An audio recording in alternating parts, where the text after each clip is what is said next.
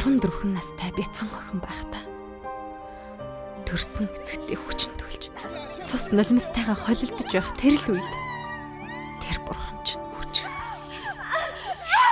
Надад бидний хөр чамайг алдсан байхад энэ чиний амиг хэн ихэж ирд юм бэ?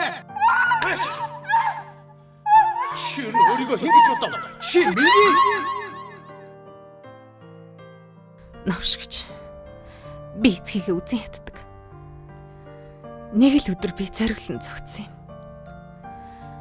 Амьдралдаа хот битгий хэл аймгийнхаа төв орж үзээгүй 15 настай хөдөөний охин. Та нарын 5 хуруу шиг мэддэг энэ том хотод яаж ам зогоодог байсныг чи мэдв үү? Талах өгсөн нь 5 минут. Гэртээ хонуулсанд нь шүнжин идлүүлж байж ам зогоодог байлаа. Өөр яах вэ? Би ч баримтгүй.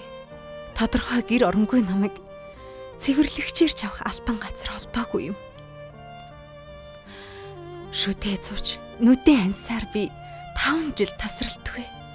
Тийм ажил хийсэн. Хүмүүс ингэж хэлдэг л дээ. Яахан бол амар аргаар мөнгө олох гэсэн харг гэж. Тэдний хэр согтуу солиотой залуугийн дор хоолныхоо мөнгийг олохын тулд шүд 100-аад тэсхийг амархан арга гэж хэлэх гэсэн юм байх та. Тэгтээ би тиссэн. Твцсэн. Хүлээсэн. Итгэсэн. Юунд гэж юу? Зовсны дараа жаргал ирнэ гэдэгт. Харин хувь тавилан надаар тоглосон. Тэр залууг надад үнэхээр хайртай. Миний зовлонг ойлгоно гэж найдсан. Гэтэл тэр зүгээр л намайг архиных нь мөнгийг биеэрээ олж ирдэг нэг муу зарцаа болох гэж хүссэн. Би бас шантраагүй.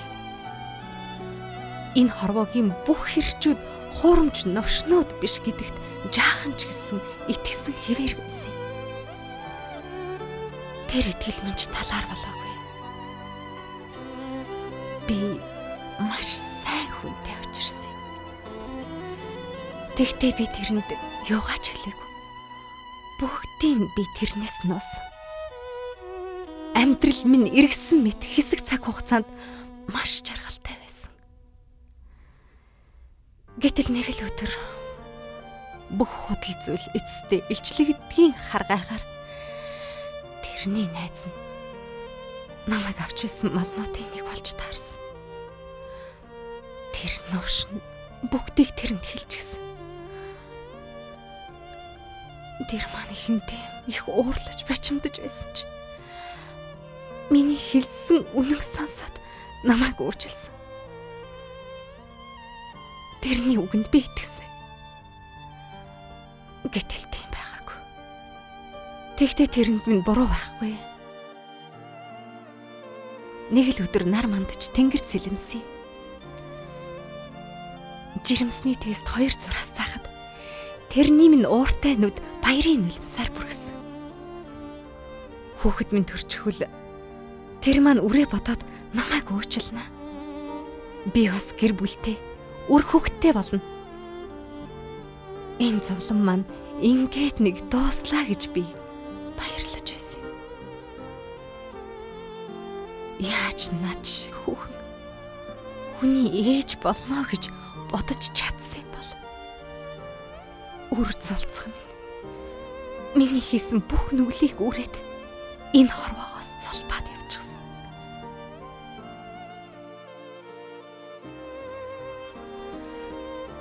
Харин одоо би энэ захиаг бичин суухын учир нь минийхтэй адил зовлон өөр нэг ч эмэгтэй хүнд битгий тохиолдосоо гэж бодоод л бичиж байна.